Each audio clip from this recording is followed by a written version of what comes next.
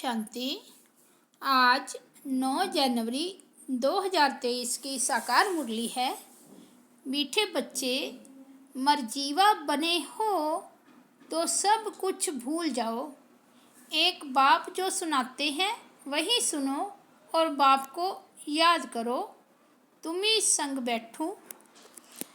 आज का प्रश्न है, सद्गति दाता बाप बच्चों की सद्गति के लिए कौन सी शिक्षा देते हैं? उत्तर है, बाबा कहते, बच्चे सद्गति में जाने के लिए अशरीरी बन बाप और चक्कर को याद करो। योग से तुम एवर हेल्थी निरोगी बन जाएंगे। फिर तुम्हें कोई भी कर्म कूटने नहीं पड़ेंगे। दूसरा प्रश्न है, जिनकी तकदीर में स्वर्ग के सुख नहीं है उनकी निशानी क्या होगी? उत्तर है, वे ज्ञान सुनने के लिए कहेंगे हमारे पास फुर्सत ही नहीं है। वो कभी ब्राह्मण कुल के भांति नहीं बनेंगे। उन्हें पता ही नहीं पड़ेगा कि भगवान भी किसी रूप में कभी आते हैं। गीत बजा है, तुम्हारे बुलाने को जी चाहता है। ओम शांति। बाप बैठ भक्तों को समझाते हैं। भगत हैं भगवान के बच्चे, सभी हैं भगत। बाप है एक, तो बच्चे चाहते हैं एक जन्म तो बाप के साथ भी रहकर देखें। देवताओं से भी बहुत जन्म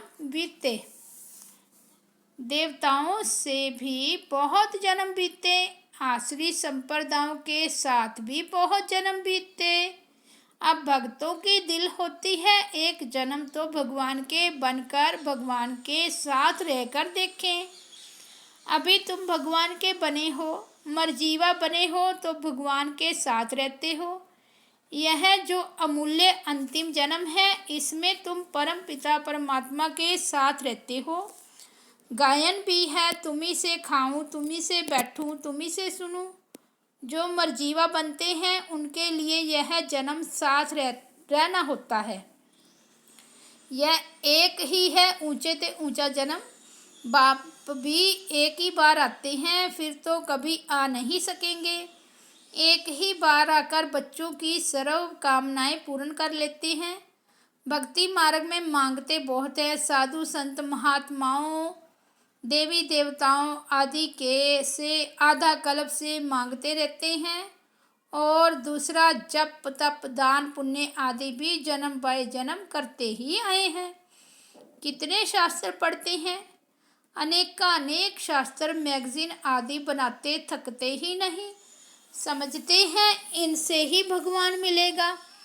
परंतु अब बाप खुद कहते हैं, तुम जन्म जन्मांतर जो कुछ पढ़े हो और अब यह जो कुछ शास्त्र आदि पढ़ते हो, इनसे कोई मेरी प्राप्ति नहीं होगी। बहुत किताब आदि हैं। क्रिश्चियन लोग भी कितना सीखते हैं, अनेक भाषाओं में बहुत कुछ लिखते ही रहते हैं। मनुष्य पढ़ते ही रहते हैं। अब आप कहते हैं जो कुछ पढ़े हो वैसा भूल जाओ अथवा बुद्धि से मार दो। बहुत किताब पढ़ते हैं, किताबों में है फलाना भगवान है, फलाना अवतार है। अब बाप कहते हैं मैं खुद आता हूँ, तो जो मेरे बनते हैं उनको मैं कहता हूँ इन सबको भूल जाओ। सारी दुनिया के और तुम्हारी बुद्धि में जो बात नहीं थी वह अब मैं तुमको सुनाता हूँ। अब तुम बच्चे समझते हो बरोबर बाबा जो समझाते हैं वह कोई शास्त्र आदि में है नहीं। बाप बहुत गुह्य और रमणीक बातें समझाते हैं। ड्रामा के आदि मध्य अंत रचना और रचता का सारा समाचार तुमको सुनाते हैं। फिर भी कहते हैं अच्छा जास्ती नहीं तो 2 अक्षर ही याद करो, मन मना भव मध्य जी भव। यह अक्षर तो भक्ति मार्ग की गीता के हैं, परंतु बाप इसका अर्थ अच्छी रीति समझाते हैं। भगवान ने तो सहज राजयोग सिखाया है। कहते हैं सिर्फ मुझ बाप को याद करो। भक्ति में भी बहुत याद करते हैं, गाते भी हैं, दुख में सिमरन सब करे, फिर भी कुछ समझते नहीं। जरूर सतयुग त्रेता में सुख की दुनिया है तो याद क्यों करेंगे। अब माया के राज्य में दुख होता है तब बाप को याद करना होता है। और फिर सतयुग में अथाह सुख भी याद आता है। उस सुख की दुनिया में में वही थे जिन्होंने बाप से संगम युग पर राजयोग और ज्ञान सीखा था। बच्चों में देखो है कैसे अनपढ़, उनों के लिए तो और ही अच्छा है, क्योंकि कहाँ भी बुद्धि जाती नहीं है। यहाँ तो सिर्फ चुप रहना है, मुख से भी कुछ नहीं कहना है। सिर्फ बाबा को याद करते रहो तो विकर्म विनाश होंगे। फिर साथ ले जाऊंगा। यह बातें कुछ ना कुछ गीता में है। प्राचीन भारत का धर्मशास्त्र है ही एक। यही भारत नया था, अब पुराना हुआ है। शास्त्र तो एक ही होगा ना। जैसे बाइबल एक है, जब से क्रिश्चियन धर्म स्थापन हुआ है तो अंत तक उनका शास्त्र एक ही है। क्राइस्ट की भी बहुत महिमा करते हैं, कहते हैं उसने पीस स्थापन की। अब उसने तो आकर क्रिश्चियन धर्म की स्थापना की, उसमें पीस की तो बात ही नहीं। जो आते हैं उनकी महिमा करते रहते हैं, क्योंकि अपनी महिमा को भूले हुए हैं। बौद्ध, क्रिश्चियन आदि अपने धर्म को छोड़ औरों की महिमा नहीं करेंगे। भारतवासियों का अपना धर्म तो है ही नहीं। यह भी ड्रामा में नूंद है। जब बिल्कुल ही नास्तिक बन जाते हैं तब ही फिर बाप आते हैं। बाप समझाते हैं बच्चे स्कूलों आदि में जो किताबें पढ़ाई जाती हैं उनमें फिर भी एम ऑब्जेक्ट है, फ़ायदा है, कमाई होती है, मर्तबा मिलता है। बाकी शास्त्र आदि जो पढ़ते हैं उसको अंधश्रद्धा कहा जाता है। पढ़ाई को कभी भी अंधश्रद्धा नहीं कहेंगे। ऐसे नहीं कि अंधश्रद्धा से पढ़ते हैं। पढ़ाई है, पढ़ाई से बैरिस्टर, इंजीनियर आदि बनते हैं, उसको अंधश्रद्धा कैसे कहेंगे। यह भी पाठशाला है, यह कोई सत्संग नहीं। लिखा है ईश्वरीय विश्वविद्यालय, तो समझना चाहिए जरूर ईश्वर का बहुत भारी विद्यालय होगा। सो भी विश्व के लिए है, सभी को पैगाम भी देना है कि देश सहित सभी धर्मों को छोड़ अपने सब धर्म में टिको। फिर अपने बाप को याद करो तो अंतमति सोगति हो जाएगी। अपना चार्ट लिखना है, कितना समय हम योग में रहते हैं। ऐसे नहीं हर एक रेगुलर चार्ट लिखेंगे, नहीं, थक जाती हैं। वास्तव में क्या करना है, रोज अपना मुंह आईने में देखना है तो पता पड़ेगा कि हम लक्ष्मी को व सीता को वरने लायक हैं व प्रजा में चले जाएंगे। पुरुषार्थ तीव्र कराने के लिए चार्ट लिखने को कहा जाता है। और देख भी सकते हैं कि हमने कितना समय शिव बाबा को याद किया। सारी दिनचर्या सामने आ जाती है। जैसे छोटेपन से लेकर सारे आयु की जीवन याद रहती है ना, तो क्या एक दिन का याद नहीं पड़ेगा। देखना है हम बाबा को और चक्कर को कितना समय याद करते रहते हैं। ऐसे प्रैक्टिस करने से रुद्रमाला का माला में पिरोने के लिए दौड़ी जल्दी पहनेंगे। यह है योग की यात्रा, जिसको और कोई जानते नहीं तो सिखा कैसे सकते। तुम जानते हो अब बाबा के पास लौटना है। बाबा का वर्षा है ही राजाई, इसलिए इस पर नाम पड़ा है राजयोग। तुम सब राज ऋषि हो, वह है हठ योग ऋषि, वह भी पवित्र रहते हैं। राजाई में तो राजा रानी प्रजा सब चाहिए। सन्यासियों में तो राजा रानी है नहीं, उनका है हद का वैराग्य, तुम्हारा है बेहद का वैराग्य। वे घर बार छोड़ फिर भी इस विकारी दुनिया में ही रहते हैं। तुम्हारे लिए तो सारी दुनिया के बाद फिर है स्वर्ग, दैवी बगीचा, तो वही याद पड़ेगा। यह बात तुम बच्चे ही बुद्धि में रख सकते हो। बहुत हैं जो चार्ट लिख भी नहीं सकते, चलते चलते थक पड़ते हैं। बाबा कहते हैं बच्चे अपने पास नोट करो कि कितना समय मोस्ट बिलवड बाबा को याद किया। जिस बाप की याद से ही वर्षा लेना है। जब राजाई का वर्षा लेना है तो प्रजा भी बनानी है। बाबा स्वर्ग का रचयिता है तो उनसे क्यों नहीं स्वर्ग का वर्षा मिलना चाहिए। बहुत हैं जिनको स्वर्ग का वर्षा मिलता है, बाकी को शांति मिलती है। बाप सभी को कहते हैं, बच्चे दे साहित्य दे के सभी संबंधों को भूलो। तुम अशरीरी आए थे, 84 जन्म भोगे, अब फिर अशरीरी बनो। क्रिश्चियन धर्म वालों को भी कहेंगे, तुम क्राइस्ट के पिछाड़ी आए हो। तुम भी बिगर शरीर आए थे, यहाँ शरीर लेकर पार्ट बजाया, अब तुम्हारा भी पार्ट पूरा होता है। कलयुग का अंत आ गया है, अब तुम बाप को याद करो। मुक्ति धाम वाले सुनकर बहुत खुश होंगे।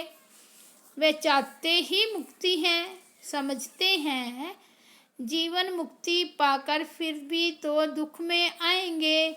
इससे तो मुक्ति अच्छी, यह नहीं जानते कि सुख तो बहुत है।